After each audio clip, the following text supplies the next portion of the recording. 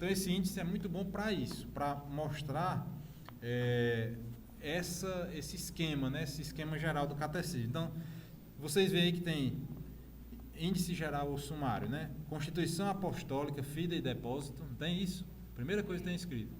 Página fulano de tal, não é assim? Aí depois tem um prólogo, né? Prólogo, 6 partes do prólogo, né? Isso aí a gente viu no primeiro encontro do catecismo, né? Aí beleza, terminou o prólogo, aí começa verdadeiramente o catecismo, que é a primeira parte. Profissão de fé, não é assim? Primeira parte. Cada parte é dividida em seções. Logo abaixo da primeira parte tem primeira seção. Eu creio, nós cremos. Não é assim? Pronto. E cada seção é dividida em capítulos. Capítulo 1, o homem é capaz de Deus. Não é assim? E cada capítulo é dividido em 4, 3 ou 5 artigos, né? artigos. Que vai começar a partir do capítulo 2. Ó, artigo 1º, artigo 2º, artigo, né? Certo? Então, partes, seções, capítulos, artigos e parágrafos, né? Cada artigo é dividido em parágrafos, que é esse númerozinho que a gente viu aqui, que a gente vai começar no parágrafo 74. Certo. Aí depois a gente dá uma olhadinha de novo, ó, lá na frente tem a segunda parte, ó. Segunda parte, lá na frente, que é a celebração do mistério cristão, que é os sacramentos. A terceira parte, que é a vida em Cristo, que é a parte moral. E a quarta parte, que é a vida de oração. Então, é importantíssimo a gente ter essa ideia aqui, né? O ideal, assim, provavelmente todo encontro desse nosso aqui é bom a gente começar por aqui, até para a gente ver o que é que a gente já viu. Então, o que é que a gente já viu até agora, né? A gente já viu o prólogo, né? Que é esse comecinho. E no encontro passado a gente viu o começo da primeira sessão, que é o capítulo 1. O homem é capaz de Deus. A gente viu isso aí, certo? Que tem essas 4 partes que a gente viu, né? Então hoje a gente vai começar pelo parágrafo 74, o artigo 1º do capítulo 2 da primeira sessão, da primeira parte, né? Parece complicado, mas isso faz a facilitar quando a gente se acostuma, né?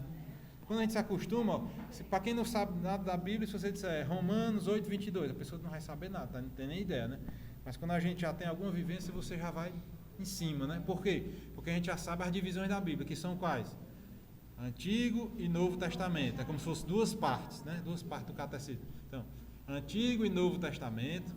Aí dentro do Novo Testamento, por exemplo, tem uma parte que são os Evangelhos.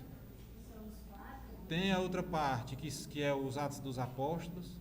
Tem a outra parte que são as cartas católicas. E tem a outra parte que é o Apocalipse, né? Então, assim, essas divisões são muito importantes a gente ter em mente, né? Se você disser, procura aí a carta de São Paulo aos Tessalonicenses. Se o camarada abrir nas primeiras páginas, está perdido, né?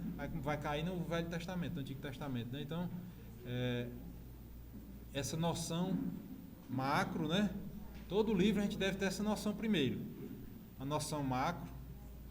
E depois você vai entrando até chegar no lugar que você quer chegar. Boa noite, Padre Diogo.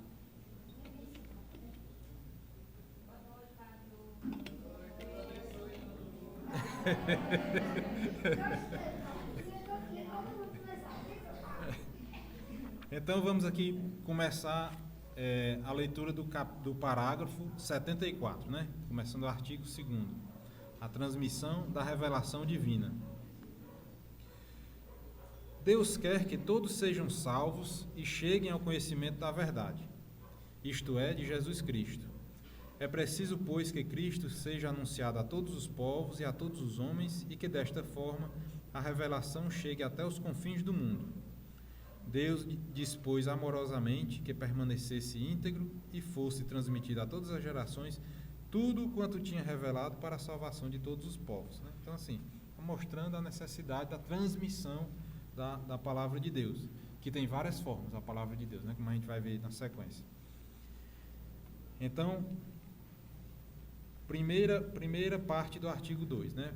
A tradição apostólica.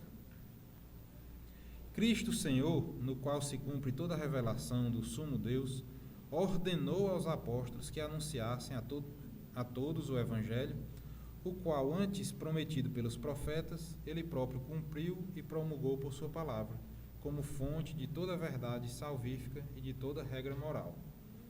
Então, algumas coisas aqui, né? Cristo ordenou aos apóstolos, né? Que é aquele finalzinho do Evangelho de São Mateus, né?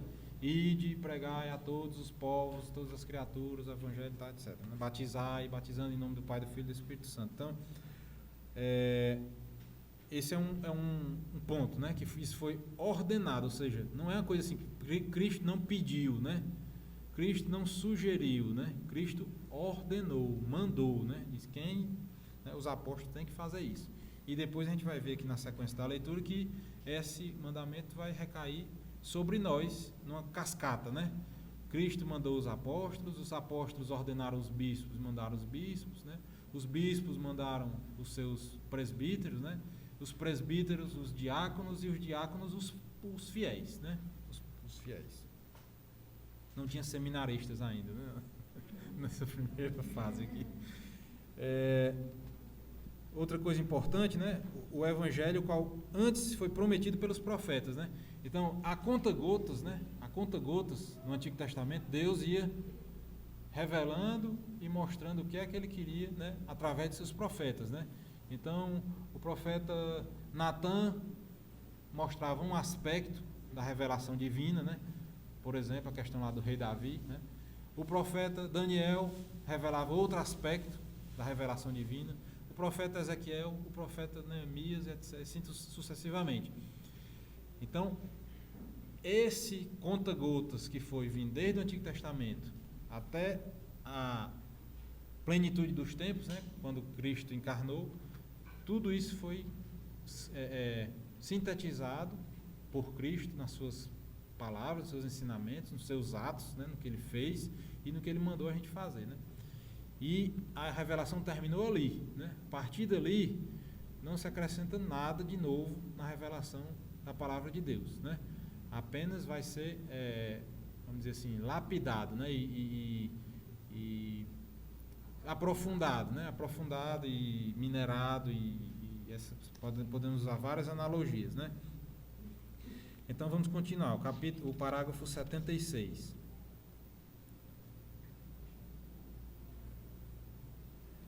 A transmissão do Evangelho, segundo a ordem do Senhor, faz-se de duas maneiras. Oralmente, pelos apóstolos que na pregação oral, por exemplos e ações, transmitiram aquelas coisas que ou receberam das palavras, da convivência e das obras de Cristo, ou aprenderam das sugestões do Espírito Santo. E por escrito, como também por aqueles apóstolos e varões apostólicos, que sob a inspiração do mesmo Espírito Santo, puseram por escrito a mensagem da salvação. Então assim, né, Cristo, vamos voltando, né? Cristo ordenou que os apóstolos transmitissem a palavra de Deus revelada para eles, por Cristo. E essa transmissão foi feita de duas formas, de forma oral, ou seja, falada, né? Os apóstolos falavam para as pessoas que eles convertiam, para quem eles pregavam, e por escrito, né? Oralmente, né? Por exemplos e ações, né? Quer dizer, não adiantava só os apóstolos falarem, né? Dizer, faça isso, aquilo, outro, se eles não fizessem, que isso já faziam os fariseus, né? Os fariseus já falavam uma coisa e faziam outra, né? Então, assim, nós, seres humanos, temos essa capacidade de perceber essa incongruência, né? É nítido, né? Basta a gente olhar para a nossa vida, a gente vê quem age conforme o que fala, né? E quem não faz isso é o que se chama de hipócrita, né? Hipócrita, essa palavra hipócrita quer dizer máscara, do grego, né? Então, assim, é como alguém que usa uma máscara agora para parecer de um jeito, e daqui a pouco troca a máscara para parecer de outro, e na verdade, no fundo é de outro jeito ainda diferente, né? Então, a pregação dos apóstolos só tinha efeito fundamentada, né, pelos seus exemplos de atuação, né? Então, assim, né, os apóstolos dedicavam a sua vida 100% à pregação do Evangelho, né? E desprendimento de posses materiais, e caridade, e ajudar os doentes, isso, aquilo, outro, tudo eles faziam primeiro para depois, vamos dizer assim, cobrar dos seus fiéis, né? E por escrito, como também por aqueles apóstolos e varões apostólicos. Varões apostólicos são aqueles homens, os primeiros que conviveram com os apóstolos, né? Então, assim, Cristo veio, viveu, fez a sua mensagem, explicou e passou tudo para os apóstolos, que nunca é ocioso relembrar. Apóstolo quer dizer enviados. Essa palavra quer dizer enviados. Bom, e os 12 apóstolos passaram para outras pessoas, né? Então, cada apóstolo se espatifou para um lado e foram fundar igrejas em lugares distintos, né? A tradição diz que São Tomé foi para o lado da Índia, a tradição diz que São João foi para o lado de Éfeso, que é na Turquia, por ali. A tradição diz que São Tiago foi bater na Espanha, né? Então, em cada lugar desse, um apóstolo fundava uma igreja, começava a pregar, convertia as pessoas através de seus exemplos e das suas ações, e aquelas pessoas que desse contato com eles se destacavam, né, de uma forma, na vivência da fé, na aproximação com Cristo, na sua santificação, viravam quase que outros apóstolos também, né, no seu modo de viver. E esses são chamados varões apostólicos, que eles pregavam, né, e escreviam, né, também livros. Então a gente tem, por exemplo, São Justino, Marte, São Policarpo, não sei se escreveu, mas assim, o fato é que Santo Irineu de Lyon, tem vários padres, varões apostólicos, que conviveram diretamente com os apóstolos. E depois desses, teve as outras gerações dos padres da igreja, né? São os mais antigos que não tiveram contato direto com os apóstolos. Então, assim, por exemplo, São João Evangelista conviveu com Jesus diretamente. São João Evangelista. Jesus morreu. São João Evangelista continuou a sua história e viveu até perto de 100 anos. Nesse intervalo, ele conviveu com São Policarpo, por exemplo. Eu sempre inverto. São Policarpo e São Justino. Né? São Policarpo foi o primeiro e depois São Justino. Então, assim, São João conviveu com Jesus e ensinou isso a São Policarpo. E São Policarpo ensinou a São Justino, que, por exemplo, escreveu alguns livros que se chamam Apologias, né, ao imperador, explicando como é que era os cultos daquela seita nova dos cristãos que estava aparecendo ali, né? E ali nós temos o relato talvez mais antigo da missa como era, bem direitinho, a liturgia da palavra, a liturgia eucarística, tudinho. Claro que não com essas palavras, né, exatamente como a gente usa hoje, mas quando você lê, que eu já li aqui em algum momento em uma dessas aulas, eu li esse trecho aqui, você vê direitinho que é a missa acontecendo ali, né, que ele chamava de fração do pão. E São Justino Marte morreu, né, e seus ensinamentos ficaram por escritos, conservados na tradição da igreja, não como livros canônicos, ou seja, não como livros da Bíblia, mas como os livros fundamentais que explicam a nossa fé, né? E assim vários outros, por exemplo, São Clemente, né, que foi o Papa, Cleto Clemente, terceiro ou quarto Papa, né, Lino Cleto Clemente, quarto Papa, né? Tem várias cartas dele, né, escritas, que inclusive no começo, nas primeiras eras do cristianismo, em algumas igrejas era usado como livro litúrgico, né? Mas quando a igreja foi discernindo e formando o cânon da Bíblia, ou seja, a regra, essa palavra cânon quer dizer regra, né? A regra que diz quais são os livros que são da Bíblia, né? que são inspirados pelo Espírito Santo diretamente. Então, esses livros, essas cartas de São Clemente, não foram colocados na Bíblia, né? Como outros livros também. Então, vamos em frente, só para explicar mais ou menos essa história, né? Jesus, apóstolos, varões apostólicos e padres da igreja, de uma forma geral, né? Parágrafo 77, né? Certo, então isso aqui é outra coisa que é importante demais para nós, né? A gente já falou várias vezes aqui, mas teve esse momento que a transmissão foi exclusivamente oral, né? Teve alguns anos, pelo menos 20 anos aí, que o primeiro escrito do Novo Testamento é a carta de São Paulo, acho que é aos Tessalonicenses, que foi escrito lá pelo ano 50 e pouco, 54, 56. Então, durante esses 20 anos aí, do dia que Jesus morreu até o escrito da primeira carta de São Paulo, né, esse escrito aí, teve esses 20 anos que a igreja não estava parada, não estava, né, adormecida, pelo contrário, estava muito ativa e crescendo, né, através da pregação desses apóstolos e dos varões apostólicos, né?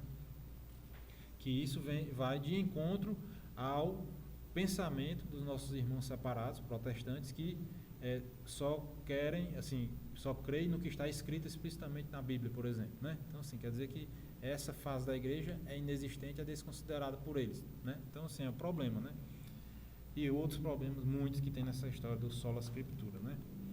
Então, vamos continuar aqui o parágrafo 77.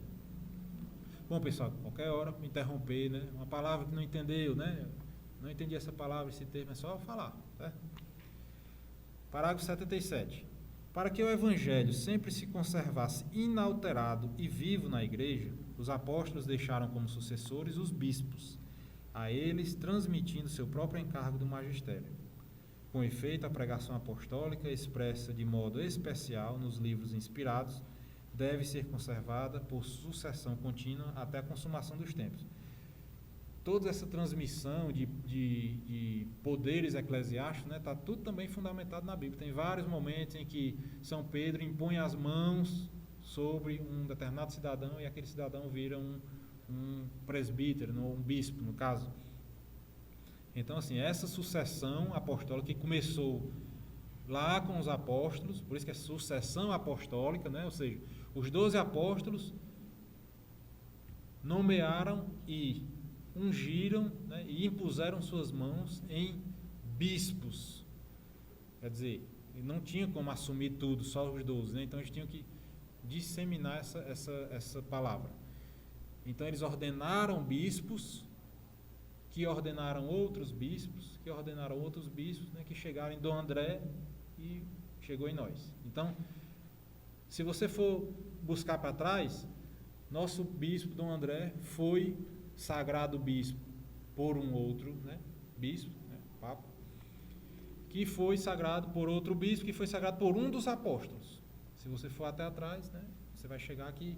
A nossa linha, não sei onde é que vai parar. Se seria em São Tomé, por exemplo, um dos apóstolos, né?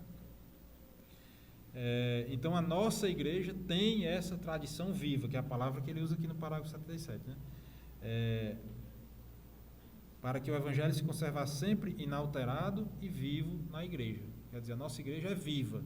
Vivo é uma coisa que se move por si mesmo através das suas próprias faculdades, né? Então, assim, a igreja, pelos mandatos dados por Cristo, vem viva e contínua até o nosso dia de hoje e até o fim dos tempos. 78. Esta transmissão viva, realizada no Espírito Santo, é chamada de tradição. Ó, vocês observem aí que tem um T maiúsculo, né? Não, tradição com T maiúsculo. Porquanto distinta da Sagrada Escritura, embora intimamente ligada a ela. Isso que a gente acabou de falar, né? A tradição estava ligada à Sagrada Escritura porque quem fez a Sagrada Escritura foi a própria tradição. As pessoas que falavam e pregavam, então resolveram em algum momento escrever e isso virou no futuro a Sagrada Escritura, né? Então estão intimamente ligadas. Por meio da tradição, a igreja em sua doutrina, vida e culto perpetua e transmite a todas as gerações tudo que ela é e tudo que crê. O ensinamento dos santos padres testemunha a presença vivificante dessa tradição, cujas riquezas se difundem na prática e na vida da igreja crente e orante, né? Que é isso sempre um princípio da igreja católica, né? A igreja crê, né, e vive a mesma fé, né? Aí ele fala aqui dos santos padres, né? Os santos padres são essas gerações que vieram depois dos padres, dos varões apostólicos, né? Relembrando, Cristo, apóstolos, varões apostólicos, santos padres da igreja, que veio terminar lá pelo século VI, mais ou menos, que até Santo Agostinho, aquelas gerações ali que morreram ali em torno de 400 e alguma coisa, 500 e alguma coisa, ainda eram considerados os padres da igreja, né? Existe essa coleção de livros, né? Em português, eu acho que já deve ter uns 70, talvez, publicados em português, que é o que chama de patrística, né? O período da patrística relativa a padres, né? Padres da igreja. Mas me parece que em outras línguas, no latim original, né, e em outras línguas, tem mais de 400 volumes, certo? Escritos desses santos padres. Santo Agostinho, São Jerônimo, São João Crisóstomo, São Clemente de Alexandria, São Clemente de Romano, são muitos, Tertuliano, Orígenes, tá? Uns são santos e outros não são santos canonizados pela Igreja. Por exemplo, Orígenes, que era um grande defensor e apologeta da Igreja Católica, escreveu muitos livros bons, mas ele não é canonizado pela Igreja porque ele cometeu determinados pecados que são irreconciliáveis com o processo de canonização. Bom, então, essa tradição com T maiúsculo mostra isso aí, né? Essa ligação que está lá desde a criação, no Gênesis, os profetas, Jesus, apóstolos, varões apostólicos, e assim sucessivamente até nós hoje e até de nós para frente, né? Parágrafo 79. Assim, a comunicação que o Pai faz de si mesmo por seu Verbo no Espírito Santo permanece sempre presente e atuante na Igreja. O Deus que outrora falou mantém permanente diálogo com a esposa e seu dileto Filho e o Espírito Santo, por meio do qual a voz viva do Evangelho ressoa na Igreja, através dela no mundo, leva os crentes à verdade toda e faz habitar neles abundantemente a palavra de Cristo, né? Então, basicamente é só mostrando essa tradição viva e unindo aqui, né, comunhão da Trindade, né, e da Igreja, né, que é a nossa continuadora da mensagem, né? Tudo bem? Podemos seguir? Sim, né? 2. A relação entre a tradição e a Sagrada Escritura. Parágrafo 80. Uma fonte comum. A tradição e a Sagrada Escritura estão entre si estreitamente unidas e em comunicação. Olha, assim como na Bíblia, aqui, esse documento aqui, o Catecismo, como a gente viu, deu um trabalho danado para a turma escrever isso aqui, certo? Foram anos e anos, a gente viu, né? Acho que foi uns 12 anos, né? Então, cada palavra aqui não está sobrando. A turma, então, assim, unidas e comunicação. Porque se eu botar aqui, por exemplo, essas minhas duas mãos, elas estão unidas, mas não tem nada passando de uma para a outra, né? Então, elas não estão se comunicando, né? Elas só estão unidas, né?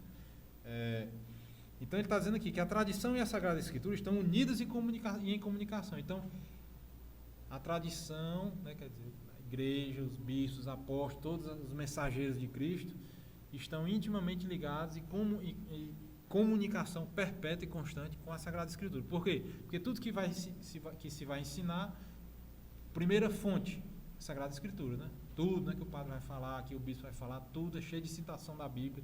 Esse mesmo catecismo aqui parece que tem 4.000 citações bíblicas, né? Então, assim, nada mais ligado à Sagrada Escritura do que esse catecismo aqui. E outra palavra que é bem nosso país atualmente, né? As palavras são feitas para gerar emoções, certo? As palavras são chamadas palavras gatilhos. Elas não são feitas para a gente ouvir uma palavra e pensar no que é que ela significa. Elas são feitas para eu dizer uma palavra aqui para você e você, ai meu Deus, ou então achar muito bonito, ou se emocionar, certo?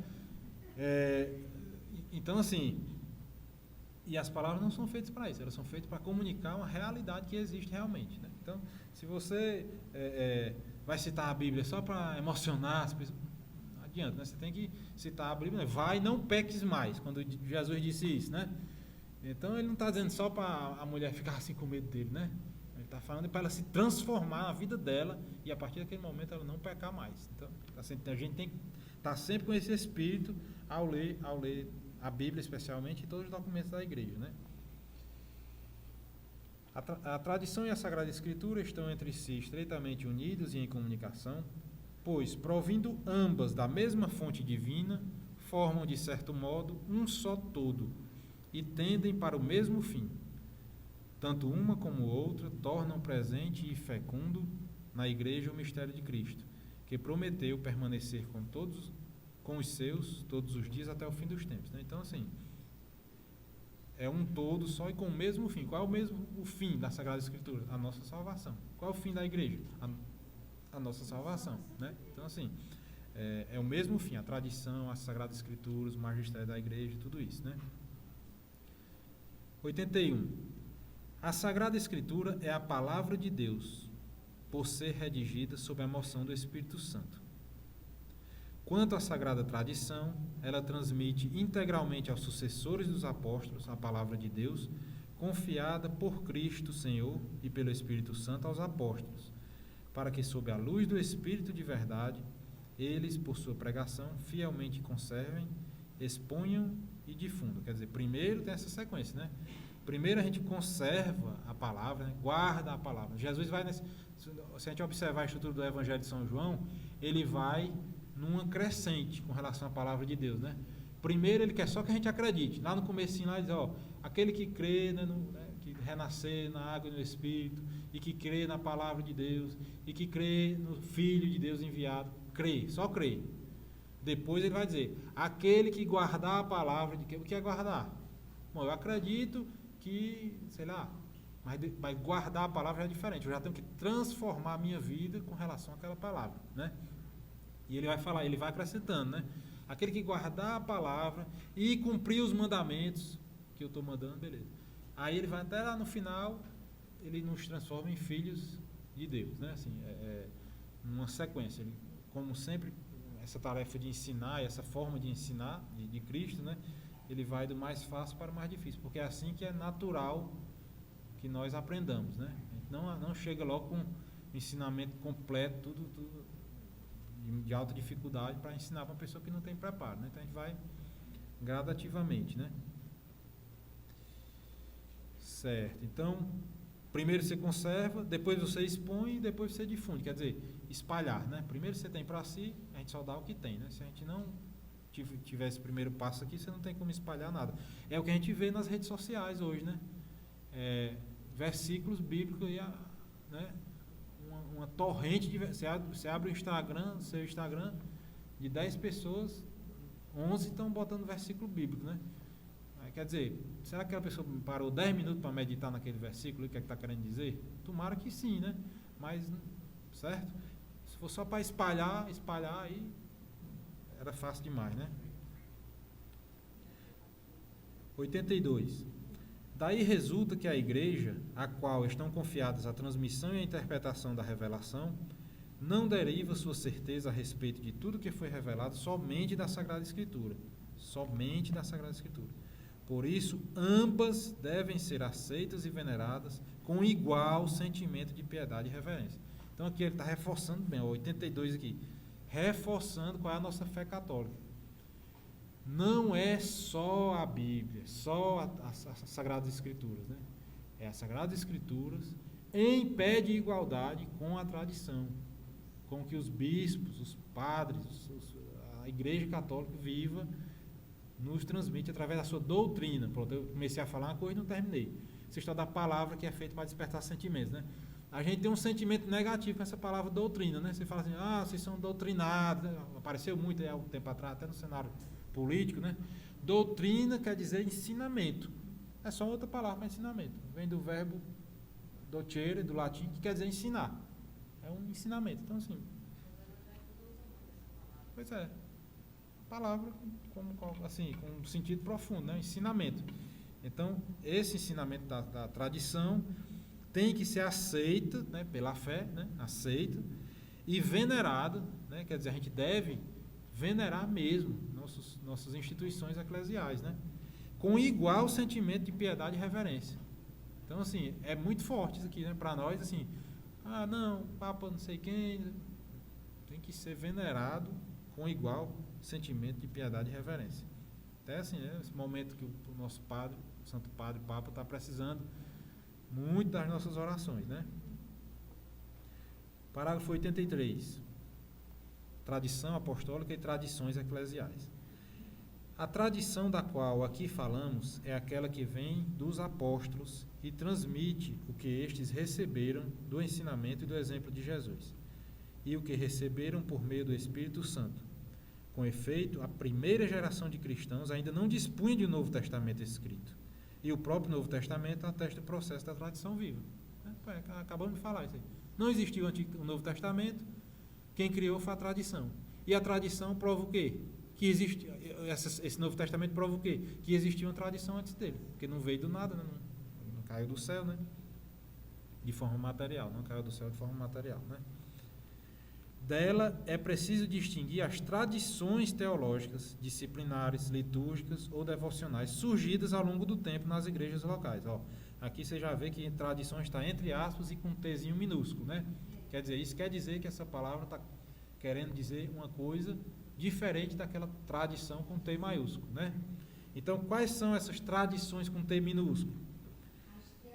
Tradições teológicas, disciplinares, litúrgicas ou devocionais, né? Então, o que? O terço, por exemplo, nosso terço, né? Que é uma das nossas devoções mais mais caras a nós católicos, né? É uma devoção surgida ao longo do tempo, né? Isso, surgida ao longo do tempo. Disciplinares. Por favor, dê um exemplo aí. Abstinência de carne às sextas-feiras, por exemplo, né? É uma tradição disciplinar. Bom, depois ela virou uma tradição com T maiúsculo, né? É isso. A liturgia das horas começou com uma tradição dos apóstolos ali, né? Fala-se em São Marcos, que rezava baseado até na estrutura de oração dos judeus, e isso aí foi pelo resultado observado, pela efetividade de mudança espiritual pelaquela prática, a igreja foi vendo que era uma boa, um bom auspício difundir aquela prática, né? Assim como o celibato, por exemplo, não era obrigatório nos primeiros séculos da igreja, mas se observou que os bispos e padres celibatários davam e geravam mais frutos para os seus fiéis. E com o tempo isso aí foi ganhando volume até o ponto que a igreja, isso aqui realmente é mais eficaz e mais efetivo para a salvação das almas. Então, a partir de agora, é uma norma da igreja. Então, essa é uma coisa disciplinar, que surgiu ao longo do tempo, começa de uma forma menor, de questão de, né, não começa em todos os lugares, e vai ganhando corpo até que a igreja vai batendo martelo em algumas até em caráter de dogma mesmo de fé, né? Mas, por exemplo, como eu sempre vejo aqui, o rosário, né? A gente não é obrigado a rezar o rosário todo dia, né? Não é uma imposição da igreja, né? Mas se vê que é mais fácil a gente crescer espiritualmente se você tiver essa prática continuada de rezar o rosário, meditando os mistérios da melhor forma possível, né? Aí já que eu vou na mesma linha direitinho, já que você deu o exemplo, vamos agora dar o exemplo da tradição litúrgica, Pronto, até na aula da Eucaristia eu falei, né? A elevação da hóstia durante a missa não sempre foi da Idade Média para cá, né? Então, assim, durante 1000 anos ou mais de 1000 anos não se tinha aquele passo de liturgia que o sacerdote elevava a hóstia, por exemplo, o pão, né, na época, no começo. Então, isso aí com o tempo foi se desenvolvendo essa prática e se viu que era, e hoje deve ter lá no missal, com certeza tem, né, na prescrição que o padre naquela hora tem que levantar a hóstia, por exemplo, né? Então, essas tradições, bom, a gente sabe com certeza que as primeiras missas não, materialmente, se a gente for ver, diferiam bastante das nossas atuais, desde os paramentos, desde do templo, mesmo que nem tinha, né? Quer dizer, quando criou-se templos, começou-se a tentar imprimir naqueles templos o espírito cristão, né? Então criou-se as basílicas, aí depois a arquitetura mudou, surgiu a oportunidade de fazer igrejas mais altas, por questões de avanços técnicos mesmo, se criou a arquitetura das catedrais góticas, por exemplo. Então se mudou totalmente, as igrejas basílicas eram de um jeito e as catedrais de outro jeito totalmente diferente, mas todas com esse sentido de imprimir a espiritualidade cristã no que é material, né? Então, assim, qual é a melhor igreja? Qual é o melhor templo para a igreja católica? As duas, né? As duas são igualmente católicas e umas transmitem um tipo de mensagem pela sua amplidão e robusteza das paredes. As basílicas são paredes enormes, né? Tal, e são escuras e levam à introspecção. E as catedrais góticas, contrário, paredes finas, cheias de vitrais, cheias de luz, altas, que fazem a gente olhar para cima, né? Então, assim, você pode tirar tudo isso aí da espiritualidade cristã nessas tradições que se sucedem, né? E se acumulam, né? Constituem elas formas particulares sobre as quais a grande tradição recebe expressões adaptadas aos diversos lugares e às diversas épocas. À luz da grande tradição, elas podem ser mantidas, modificadas ou mesmo abandonadas sob a guia do magistério da igreja. Então, o que acontece? Surgiram as ordens mendicantes, por exemplo, na Idade Média, né? São Domingos criou os dominicanos, os irmãos pregadores, São Francisco criou a ordem dos franciscanos, e cada um vivia a sua pobreza de uma determinada forma, até que em um determinado ponto se achou, o magistério da igreja achou que o pauperismo extremo de um determinado segmento das ordens franciscanas estavam exagerando, exagero do desapego material e tudo mais. Aí então houve uma frenagem nesse sentido a partir do Papa. E as coisas vão se equilibrando e vai se percebendo, né? A igreja, o magistério da igreja vai ter esse papel de discernimento do que é que pode ser mantido, modificado ou mesmo abandonado sob a guia do magistério da igreja, né? Eu não saberia que uma prática que foi abandonada, por exemplo. Deve ter inúmeras, né? Não está vindo aqui à memória nesse momento. Pronto. Isso aí já vinha com os judeus, né? E muito bem, foi abandonado, né?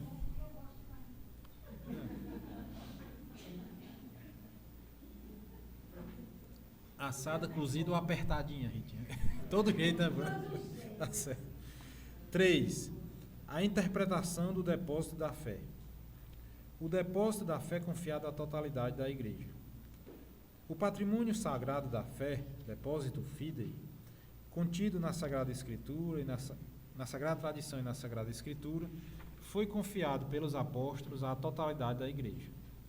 Apegando-se firmemente a ele, o povo santo todo, unido a seus pastores, persevere continuamente na doutrina dos apóstolos e na comunhão, na fração do pão e nas orações, de modo que na conservação, no exercício e na profissão de fé transmitida, se crie singular unidade de espírito entre os bispos e os fiéis. Quer dizer, isso aqui é da Constituição Dei Verbum. Então, assim, né, basicamente reforçando a história, né, que o patrimônio foi confiado à totalidade da igreja. Certo, aí teve divisões na igreja, né, ao longo do tempo. A igreja católica foi andando, né, seu rumo, e de vez em quando alguém saía, né? São os hereges, né? Por quê? Porque eles não aceitavam na totalidade a mensagem que estava sendo transmitida, né?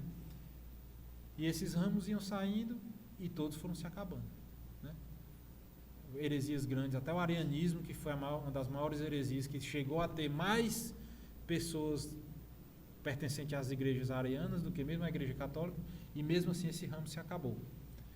E a igreja católica seguiu. Aí lá pelo ano 600 surgiu os muçulmanos que vieram tentando acabar a força, não conseguiu. Aí lá pelo ano 1000 a igreja ortodoxa se separou da Rússia, daquela região lá, se separou, e a igreja católica seguiu. Bom, eles não se acabaram ainda não, mas eles permanecem ainda com uma boa união com a igreja católica, apesar de não ter submissão ao Papa, né? Enfim, quem não faz parte, não aceita na totalidade o ensinamento da igreja, não está nesse clima de singular unidade de espírito entre os bispos e os fiéis, né? Então, assim, a gente tem que manter essa hierarquia, né? Ministro, eu tinha só uma curiosidade que eu tenho lançado para os dois fatos que me respondam, se você souber também vou responder. Qual é a diferença daquela igreja lá da Inglaterra, que eles romperam com o Papa, né? Aí o que é que tem de diferente na igreja deles?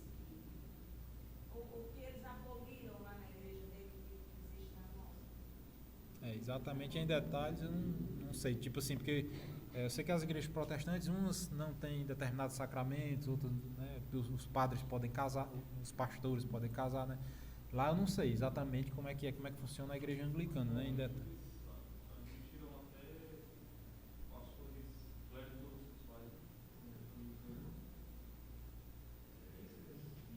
Mulheres, né? Ou seja, eles quebraram uma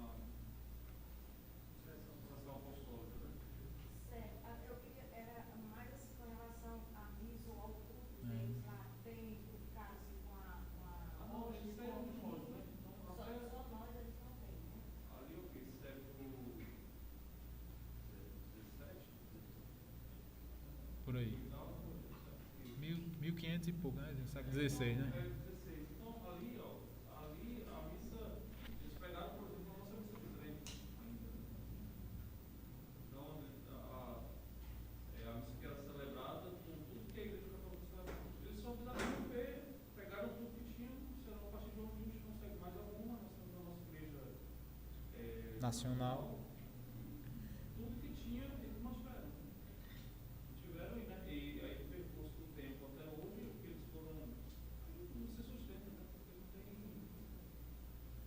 Jesus prometeu que a igreja dele, né, não seria abalada, né? Mas a partir do momento que sai completamente dessa daí, né? Do jeito que foi, né? Por causa de uma situação totalmente vergonhosa, isso é muito fadado ao fracasso mesmo. Então, você vê um anglicano lá, por exemplo, agora acho que na coroação do Charles, né? Do rei Charles, né? Agora, recentemente. Tem lá uma catedral imensa, o bispo. Até o visual deles ainda guarda alguma semelhança, né? Nossa, né? São mitra, barco, tudo, né? Os rituais. Isso é uma coisa nossa, né? Mas no caso, o Henrique VIII, que ia casar de novo, o Papa não aceitou. É o Papa não, né? A igreja, né? Nossa. Fala assim na pessoa, né, do mais Exato. que protege a sagrada tradição e a sagrada. Exato. E depois, né? Ele apartou, né? Não vai. Inclusive morreu, matou, né? O braço direito dele, né? Que é São Thomas More, né? Que não aceitou de jeito nenhum, né? Era o braço direito do rei, não aceitou assim essa mudança, né? De divórcio e tudo mais, e foi decapitado, né? E ele depois, o próprio rei matou, bem, não lembro exatamente, 2 ou 3 mulheres dele depois nessa sequência, né? Ele rompeu com a igreja para poder se divorciar e casar com outros, e ele mesmo mandava matar as mulheres dele, né? Por loucura, né? O cara desse aí, né? Então, assim, como é que uma igreja que surge de um negócio desse, né? Não tem como. Aí pronto. 85. O magistério da igreja. O ofício de interpretar autenticamente a palavra de Deus, escrita ou transmitida, foi confiado unicamente ao magistério vivo da igreja, cuja autoridade é exercida em nome de Jesus Cristo. Isto é, foi confiado aos bispos em comunhão com o sucessor de Pedro, o bispo de Roma. Todavia, tal magistério não está acima da palavra de Deus, mas a serviço dela, não ensinando senão o que foi transmitido, no sentido de que, por mandato divino e com assistência do Espírito Santo, piedosamente ausculta aquela palavra, santamente aguarda e fielmente a expõe, deste único depósito da fé, obtém tudo o que nos propõe para ser acreditado como divinamente revelado, né? Então, assim, é o que a gente sempre vê, né? Todas essas decisões, esses dogmas, essas proclamações ex-cátedra do Papa, né? Todas elas são fruto de muita meditação de grandes santos, né? De colegiados inteiros, de bispos, de concílios e muita gente tentando achar a verdade, o verdadeiro sentido daquela palavra que está escrita ali, que está revelado nas Sagradas Escrituras, por exemplo, né? Então, assim, não é feito de qualquer forma, né? Como muitas vezes se faz parecer, né? E aqui a Igreja Católica é muito sábia nessa parte do catecismo, mostrando, né, e reforçando muito claramente as nossas posições, né? Primeiro, que a gente não tem somente a fé, né? Somente a Sagrada Escritura, mas tem a tradição. E aqui também dizendo que o magistério não está acima da palavra de Deus, né? Porque muitos desvios que acontecem é esse, né? Dizendo, o Papa faz qualquer coisa que quiser e vocês aceitam, né? Não é isso, né? A gente só é obrigado a obedecer às normativas do Papa de uma determinada forma, né? Proclamadas ex-cátedra desde em matéria de fé e moral para a Igreja Universal. Quer dizer, se não for fora disso, as opiniões, por exemplo, do nosso Papa Francisco fala sobre política, a opinião dele, a minha é outra e pronto. Mas quando ele fala lá, né, ex-cátedra, dizendo que não podem ter sacerdotes ordenados do sexo feminino, por exemplo. Pronto, acabou-se. Não tem o que discutir, né? Não. Isso é mais um dos milagres da igreja, né? Que é aquela que a gente chama. Eu acho que vai aparecer lá na frente, é o preâmbula fide, né? Que são coisas que nos fazem crer, né? Como é que uma igreja dessa, que já foi perpassada por tantas pessoas, né? Tantos papas, inclusive muitos de forma moralmente reprovável, e eles nunca proclamaram nenhum dogma que contrariasse a fé da igreja, né? Então, assim, só isso por si só é um milagre, né? A gente não consegue fazer isso nem na casa da gente, né? Passar 30, sei lá, 10, 15, 20 anos com a mesma linha dentro de casa, porque a gente vai mudando e uma coisa que a gente achava que era certa, hoje a gente vê que é errado. E como é que uma igreja dessa fica 2000 anos no mundo todinho, só crescendo e sobrevivendo a todos os ataques de tudo, né? Então, assim, esse é mais um dos preâmbulos da fé, né? Que fazem a gente crer na igreja, né? Na autoridade da igreja. O magistério ele interpreta, mas ele não faz a lei. Então ele está ali para interpretar. Né? Então, se tem uma palavra que saiu direto da boca de Jesus dizendo que é assim, ninguém pode, dentro da igreja, dizer o contrário. Porque toda a autoridade da igreja está em continuar a obra do Senhor, continuar dizendo o que Jesus disse. A partir do momento que você sai dessa margem aí, então a autoridade ela se perde. Não seja por papas, seja por bispos, seja por padres, né? Porque me perguntou dessa questão. Mas se Jesus estivesse aqui hoje, ele faria assim. Não dá. Quando ele teve aqui, ele deixou, não assim fisicamente, humanamente, não antigo. Ele viu nos evangelhos. Mas eu falo que a gente tem muito discernimento sobre isso, né? Como isso acabou de dizer, né? De ver muito bem as opiniões pessoais, né? Os padres, bispos, papa, até, né? Porque o que é de fé e moral e que se ensina a respeito disso é o que a igreja ensina. Agora, as convicções, sei lá, o Papa gosta de São Lourenço. Aí o Papa leva para jogar São Lourenço e ele chorar no final da noite. Ah, eu também queria. Então, assim, nesse sentido, você fica livre para posições de qualquer natureza que não seja de fé e moral. Agora, claro, é nosso pai, né? Então é muito sábio a gente considerar uma opinião, uma visão do Papa sobre o mundo, né? E que não seja nossa, que a gente considera, né? Precisa, porque não concordamos também, agora sermos hostis ao Papa, né? Fazer publicações, né? De diversas naturezas assim que possam degradar, né, a imagem do Papa, né? Nosso pai espiritual, né?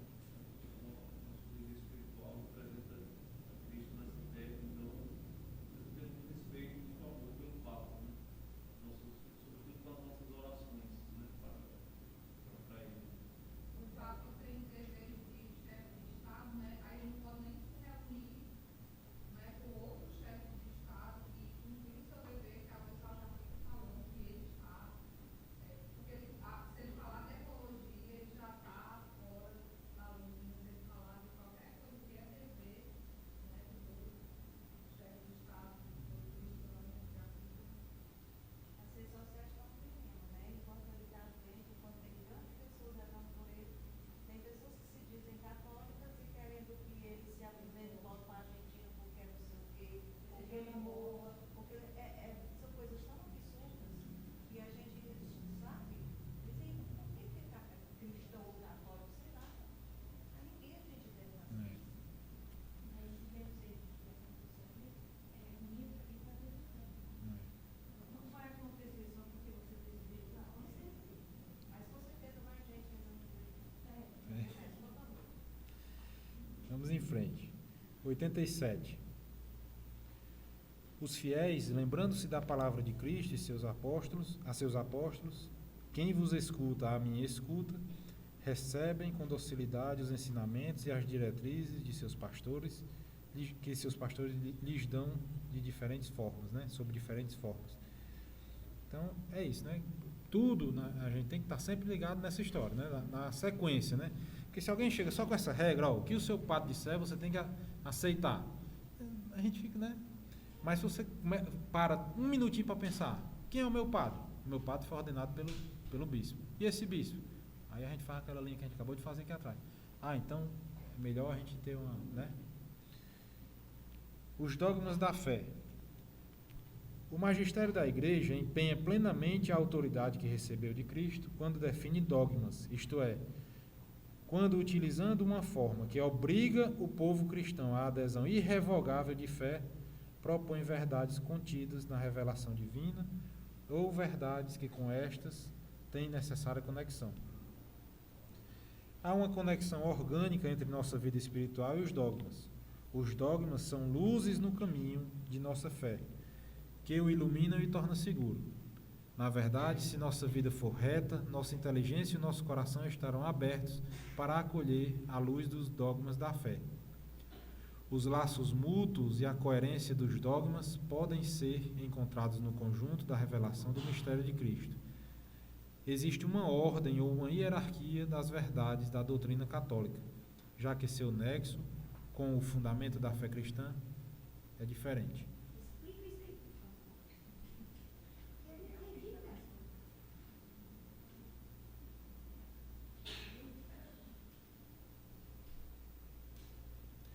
Existe uma ordem ou hierarquia das verdades da doutrina católica, já que o seu nexo com os fundamentos da fé cristã é diferente.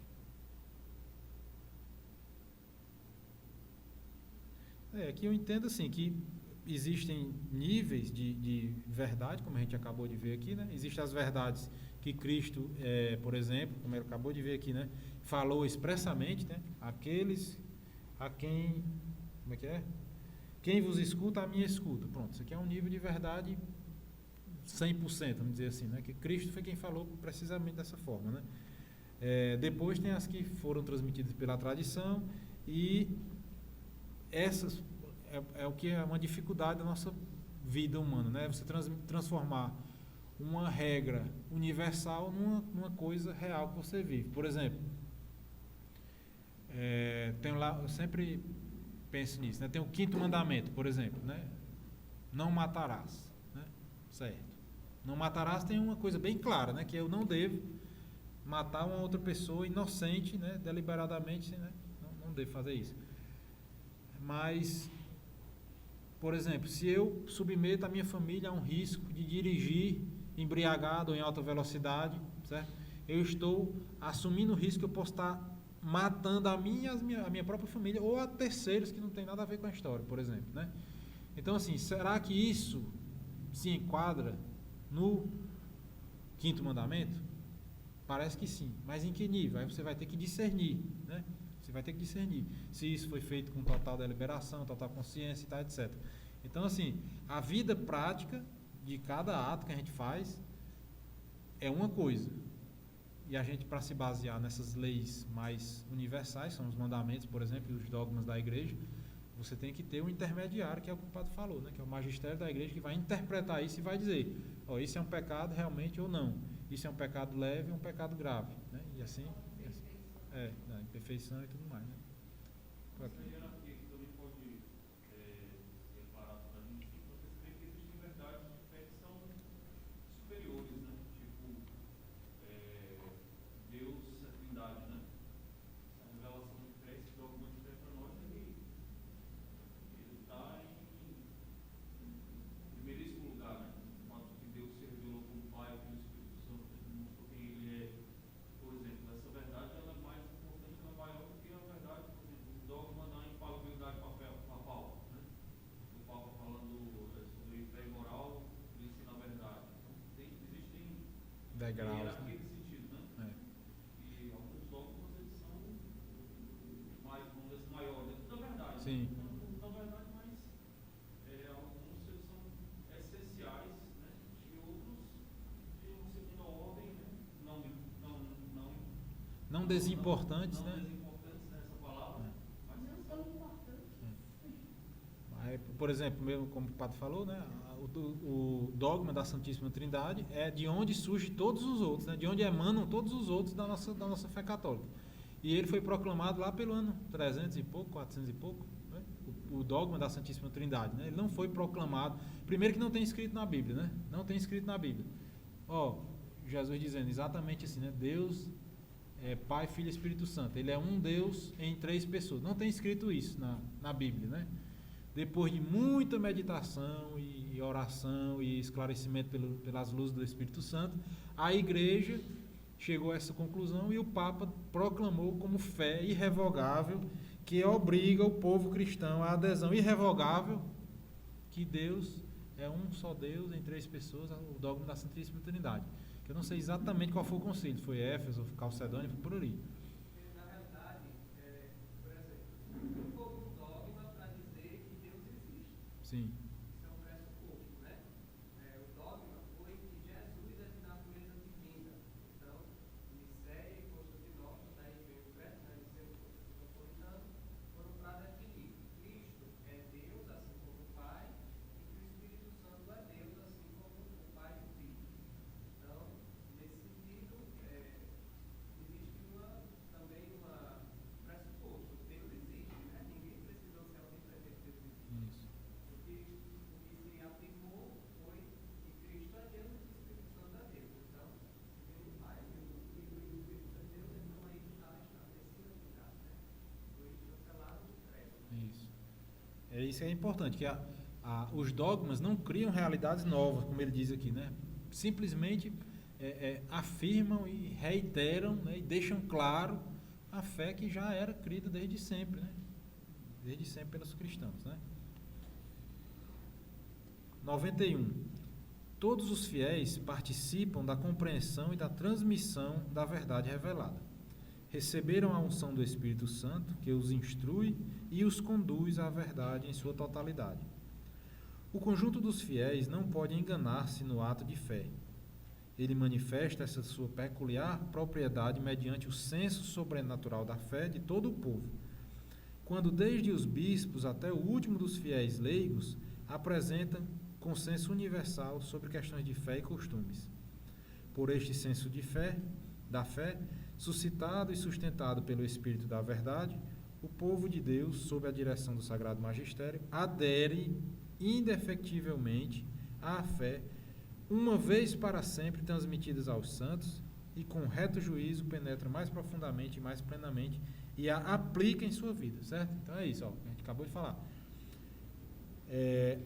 A igreja vai meditar sobre uma determinada verdade, chega a esse ponto de declarar, né?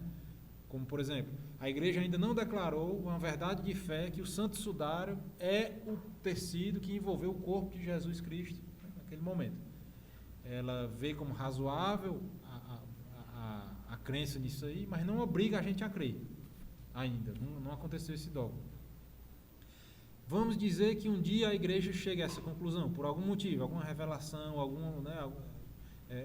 ou se reúna em concílio e surja a necessidade, porque de repente surge uma condição política em que a cidade lá de Verona, acho que é em Verona que o Santo Sudário está, não estou lembrando exatamente a cidade de Turim, está sendo dividida por essa questão aí, e a igreja tem que se posicionar de alguma forma e reza e se reúne e chega a determinar esse dogma.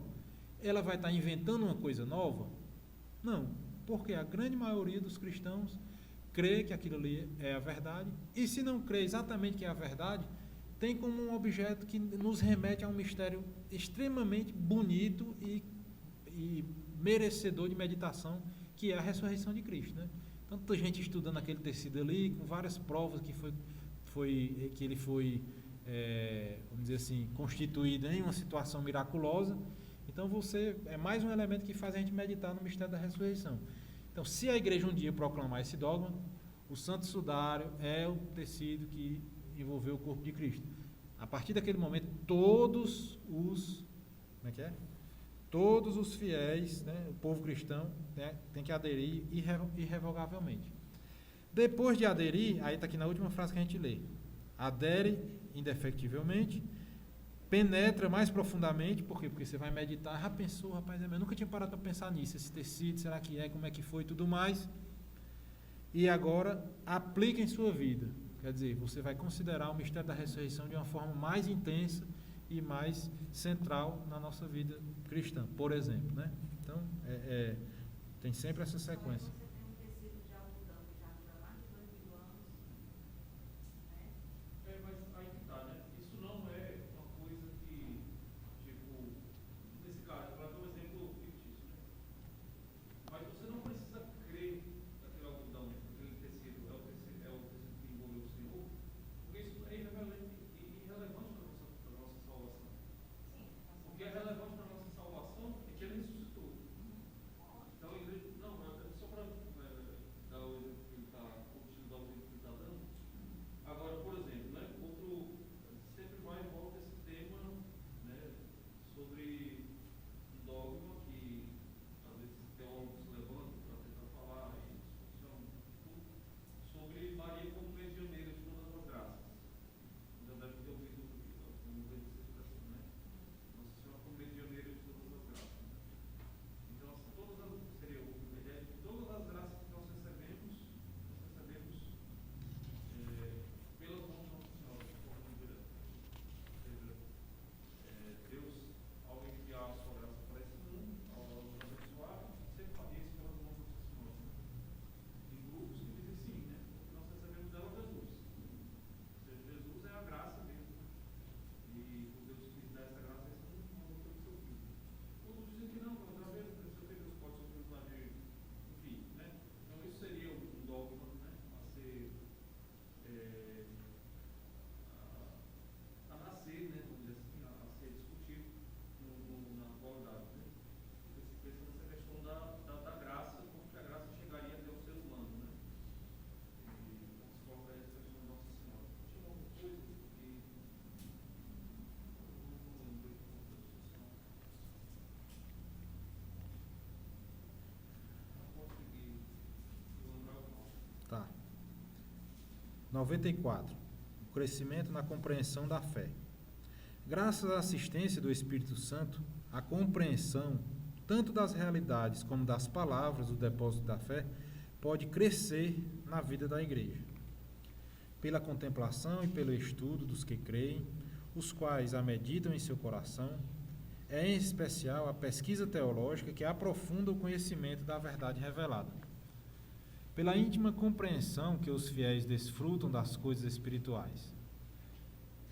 As palavras divinas crescem junto com quem as lê, pela pregação daqueles que, com a sucessão episcopal, receberam o carisma seguro da verdade. Quantas vezes isso acontece com a gente, né? Você lê uma determinada passagem da Bíblia ou ouve todo ano, naquele momento ali na missa, e um belo momento aquela passagem passa a fazer sentido para você, né? Quantas vezes isso acontece, né? Por uma série de motivos, né? Então, assim, mas essas coisas só acontecem se a gente contempla, estuda, né? Medita no coração e aprofunda no conhecimento da verdade. A gente não consegue meditar na Sagrada Escritura se a gente não decora determinados trechos que nos tocam e nos marcam, né? Todos nós temos nossos trechos de predileção, né? Decorados. E é em cima daquilo ali que a gente vai meditando. E como a nossa memória é falha, está lá a Escritura, a gente escolhe um livro espiritual ou a própria Sagrada Escritura para meditar nas nossas orações, né, diárias. Então, em um determinado momento acende-se a luz da graça na nossa alma, né? 95. Fica, portanto, claro que, segundo o sapientíssimo plano divino, a Sagrada Tradição, a Sagrada Escritura e o Magistério da Igreja estão de tal modo entrelaçados e unidos que um não tem consistência sem os outros e que juntos, cada qual a seu modo, sob a ação do mesmo Espírito Santo, contribuem eficazmente para a salvação das almas. Então, aquele fim, né, que a gente viu em alguns parágrafos atrás, o único fim é esse, salvação das almas, né? E o tripé é esse, né? A Sagrada Tradição, as Sagradas Escrituras e o Magistério da Igreja, né? Tirou uma dessas peças, já sabe, né? Tirou o Magistério da Igreja, 33 mil denominações protestantes, pelo menos aí, que eu já vi esse número aí em algum lugar. Então, assim, a Sagrada Escritura não dá para tirar, tirou a tradição, acabou a Sagrada Escritura, porque quem escreveu a Sagrada Escritura foi a tradição. Então não se sustenta como ele diz aqui, né? Um não tem consistência sem os outros. Né? Sem os outros. O magistério da igreja não tem consistência sem os outros dois. Né? A Sagrada Escritura não tem consistência sem os outros dois. Por quê? Quem determinou o cânon bíblico foi o magistério da igreja. Baseado em quê? Na Sagrada Tradição. Por quê? Porque os livros que foram escritos teve vários critérios de ter sido escrito até um determinado tempo, né, que é o tempo apostólico, quando São João morreu, encerrou o tempo dos apóstolos. Tudo que dali para trás pôde ser considerado como um livro que podia ser colocado na Bíblia. Dali para frente, não. Esse é um critério.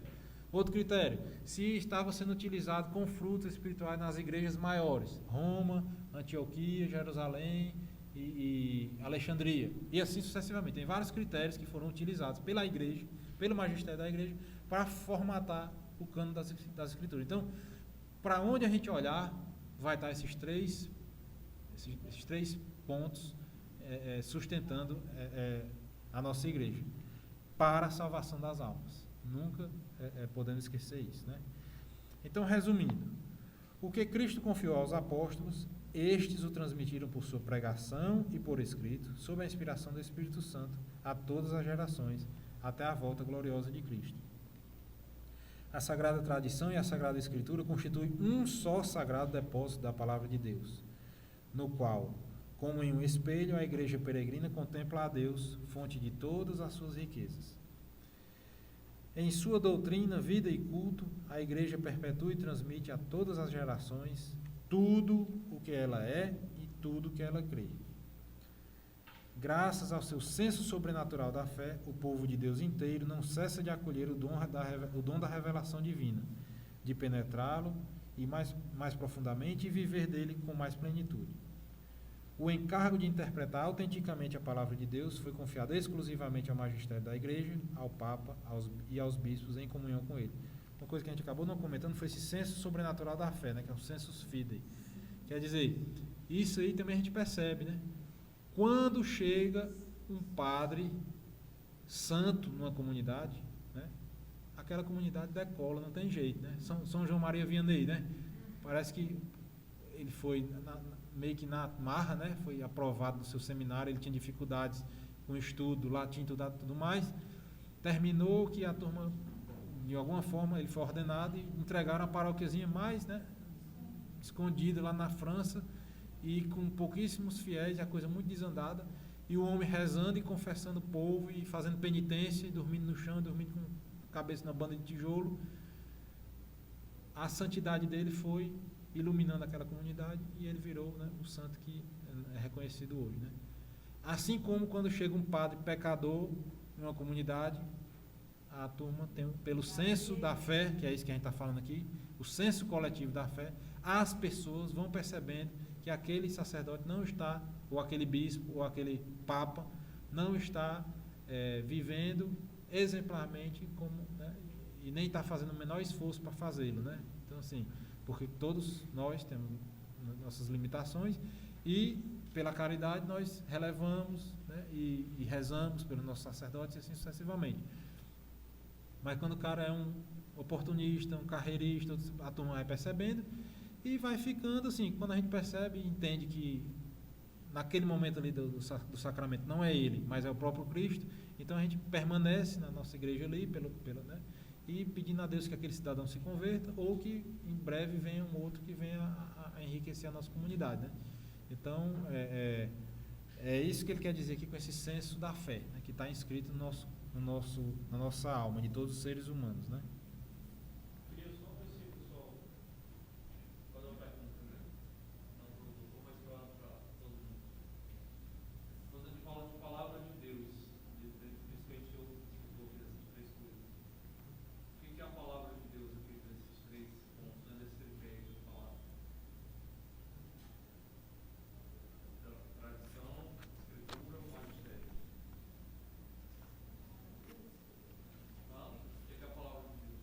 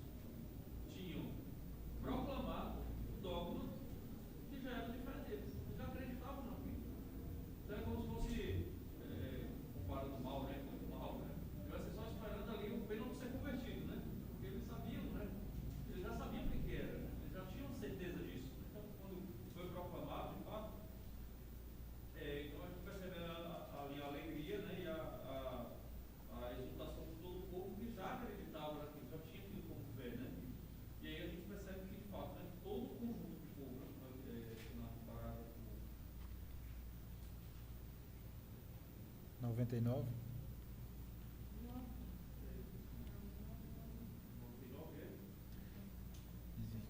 O povo de Deus inteiro não cessa de acolher o dom da revelação divina.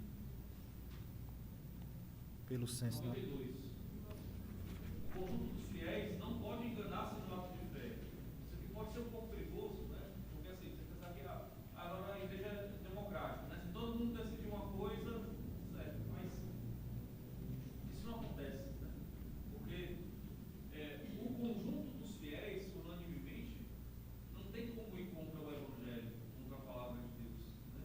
Mas esse conjunto dos fiéis, né? Dos que fazem número na igreja, né? Mas os fiéis, esse fiel aqui, ele tem todo um conjunto, né? Um peso de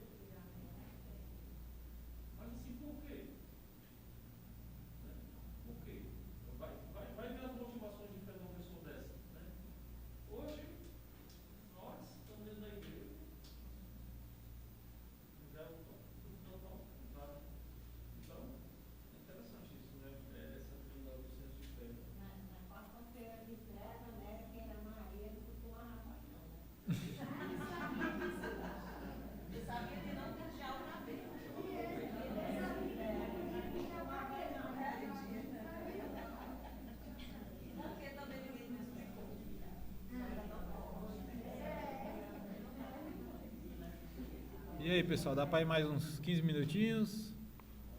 Dá? Ah, por mim, eu amanheço o dia aqui. Ah, quer dizer que as outras não estavam boas?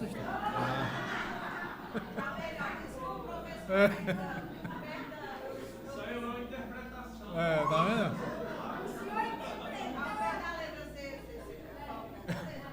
Tá vendo? Tá vendo como a letra mata, né? Você viu a entonação hoje? Tá vendo? É isso, né? Entonação para cada coisa. Então vamos, né? Meia-noite a gente para. Agora a gente já passa para um outro ponto, né? Artigo 3, que vai tratar da Sagrada Escritura, né? Então assim, né? Só voltando aqui, né? Nós estamos na primeira parte, na primeira sessão. Já vimos o capítulo 1, estamos no capítulo 2, e esse capítulo 2 é dividido em 3 artigos. A gente já viu o primeiro e o segundo, vamos ver o terceiro, para terminar esse capítulo 2, né? Que é Deus vem em encontro. Tudo isso a gente está falando de como Deus vem ao encontro do ser humano, né? O primeiro capítulo diz que a gente é capaz de Deus, né? O segundo vai dizer que Deus vem a nós como? Pela Sagrada Tradição, pela Sagrada Escritura e pelo magistério da igreja. E o capítulo 3 vai ser a nossa resposta, que vai ser mais na frente. Então, artigo 3º, a Sagrada Escritura. Primeiro, Cristo, palavra única da Sagrada Escritura.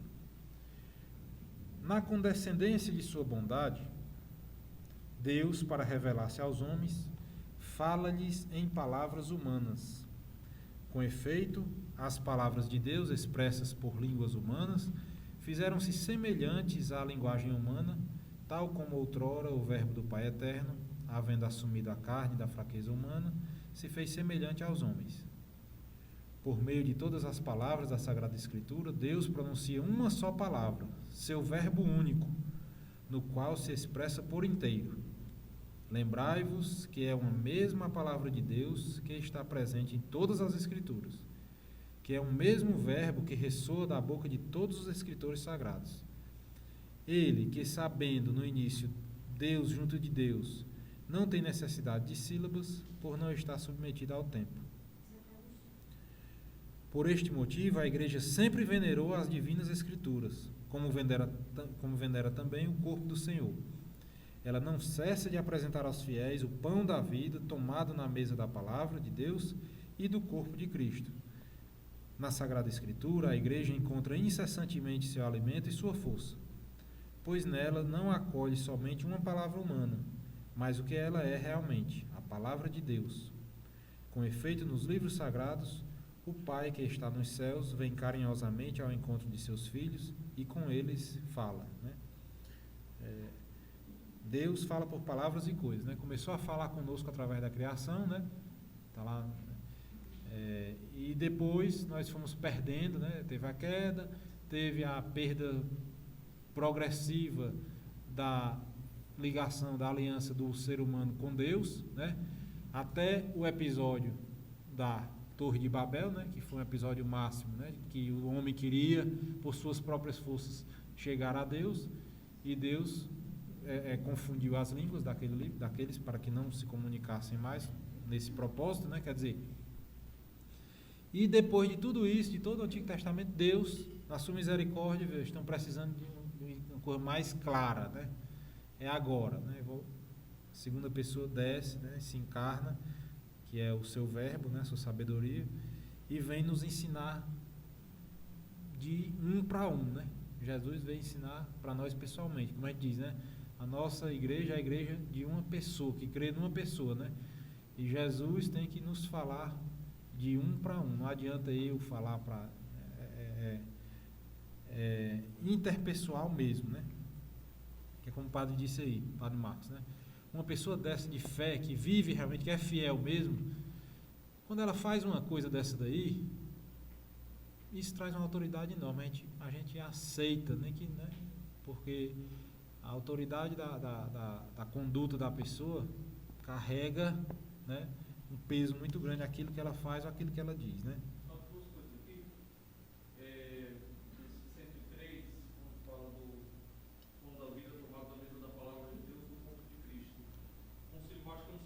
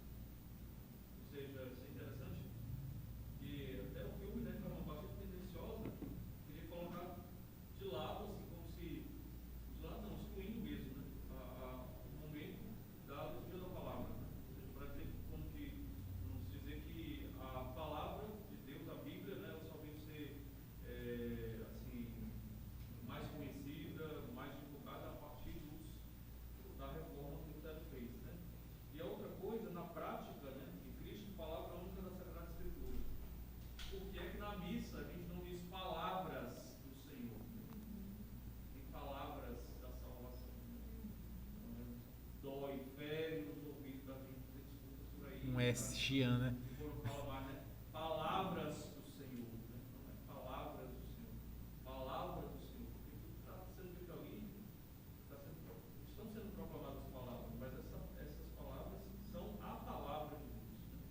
Ou seja, todo o conjunto da palavra que está sendo dada para nós ouvirmos no momento.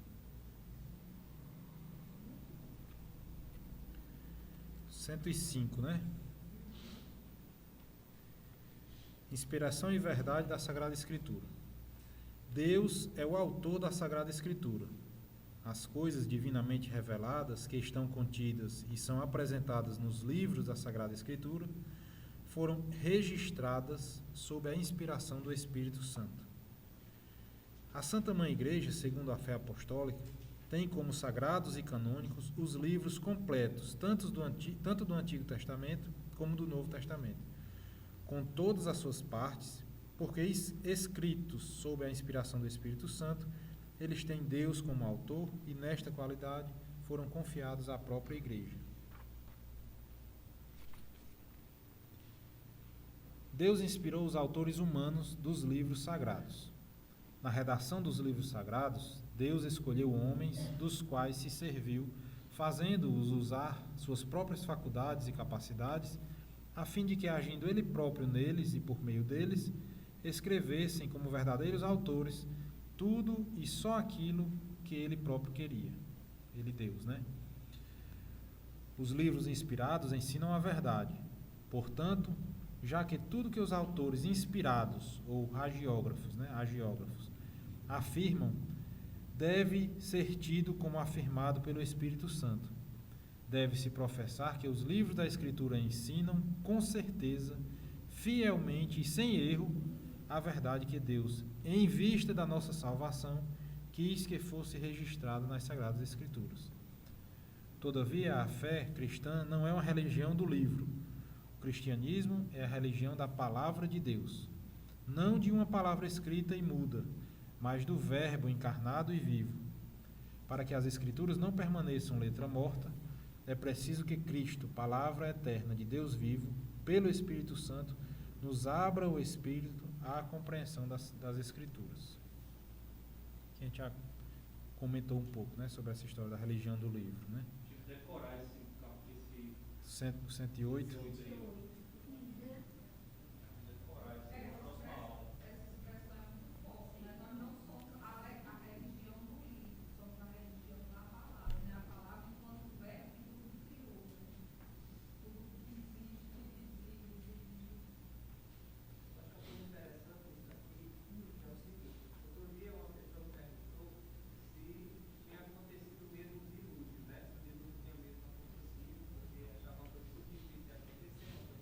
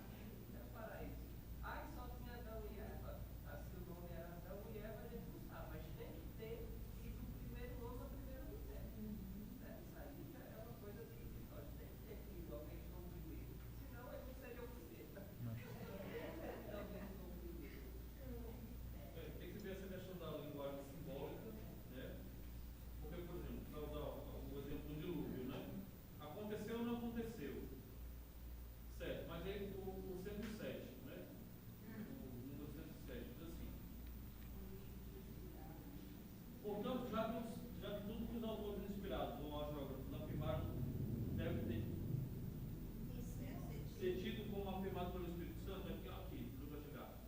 Deve-se professar que os livros da Escritura ensinam com certeza, fielmente e sem erro, a verdade que Deus, em vista da nossa salvação, quis que fosse consignada na Sagrada Escritura.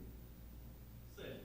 Se o dilúvio aconteceu ou não, isso aí para mim, muda em que a minha adesão em relação à minha salvação. Entendeu? É claro que, por exemplo, a questão do dilúvio, na noite da vigília pascal, se faz referência, porque o dilúvio, por exemplo, ele sepultou os vícios, sepultou o mal, assim como na pia batismal, no batismo também são sepultados os vícios, renasce a nova criação. Você está entendendo? Tem uma questão simbólica aqui.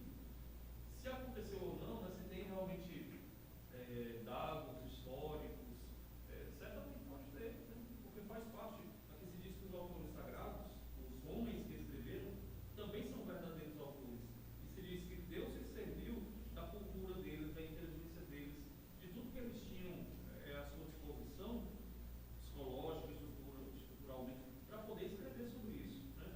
Agora, às vezes a gente pega a escritura e a gente fica batendo cabeça com essas coisas, né? Ah, será que isso aqui é verdade? Se não é? Se Jonas ficou 3 dias mesmo dentro da baleia ou não? Como é que foi isso? Bem, pela linguagem simbólica, né? Ela quer nos ensinar, nos quer mostrar, e a referência disso em relação, por exemplo, a Cristo, a pessoa de Jesus Cristo, isso deve ser levado em consideração. Né? Um nível Agora, superior. está falando de coisas sobrenaturais. Deus poderia? Pronto, a gente chega quieto, o nosso coração na fé, aceita e pronto. Porque às vezes a gente fica vivendo essa coisa de revista super interessante, né? Tipo, não sei, ainda tem? Não sei, não. Existe, mas Sei. Vendia ciência assim para curiosidade inútil, né? Aí a gente fica batendo cabeça com essas coisas que não são importantes, né? Como a moeda na boca do peixe, né? Para pagar um imposto. Eu sei que quando começaram a fazer o castanhão bem aqui, só eu vi, talvez uns 20 ou 30, né? Pedra que quando quebrava tinha um fóssil de um peixe dentro, né? Isso aí foi comercializado aqui no meio da Canela. Tinha um rapaz que morava vizinho lá em casa. Pois é.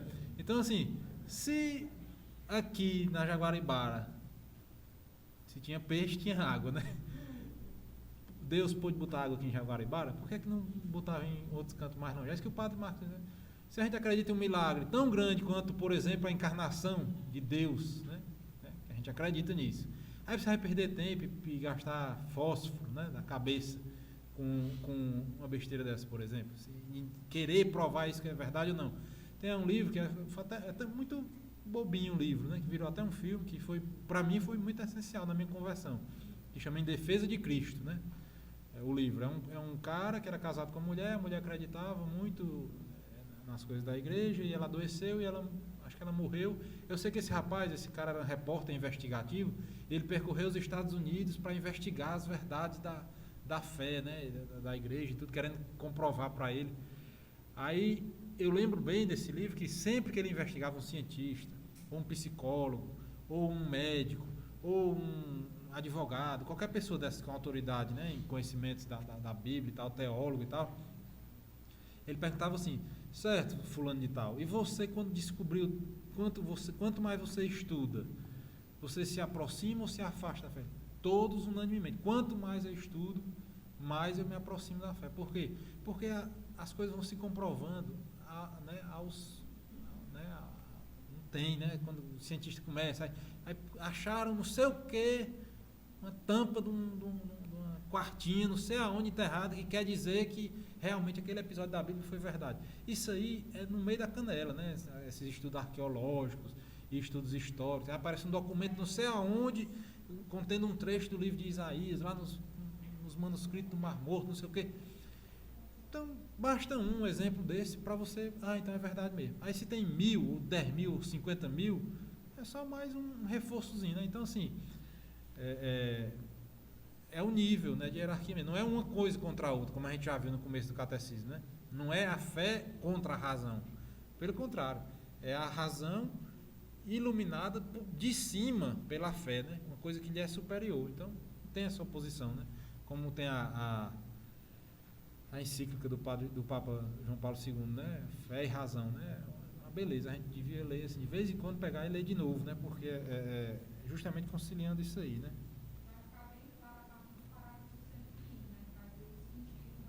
Que a gente até já viu bastante no nosso trabalho no Evangelho de São Mateus, né? Mas vamos em frente.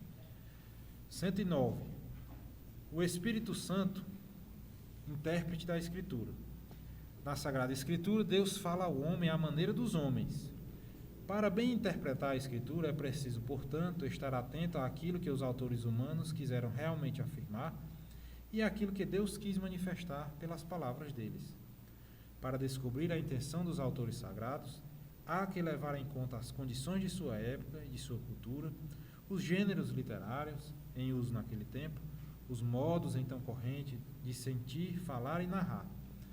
Pois a verdade é apresentada e expressa de maneiras diferentes nos textos que são de vários modos históricos, ou proféticos, ou poéticos, ou nos demais de outros gêneros de expressão.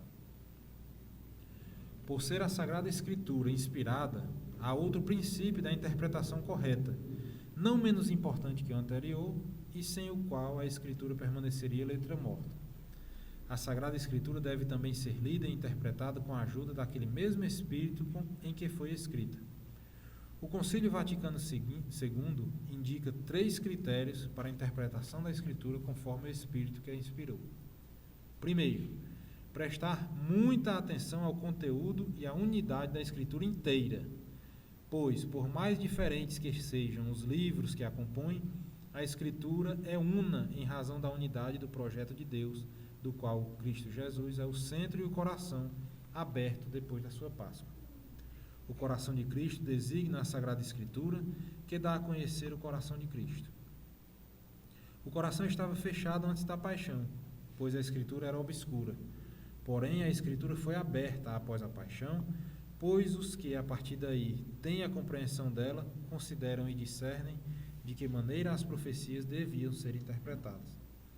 Aquela história, né? Até um livro que eu li aí da defesa dos dogmas marianos, né? Acho que é mais ou menos assim, a Santíssima Virgem no Tribunal Protestante, é um negócio assim, é um frade português escrevendo, rebatendo uns panfletos protestantes aí que estavam rolando lá em Lisboa nessa época, começo do século agora.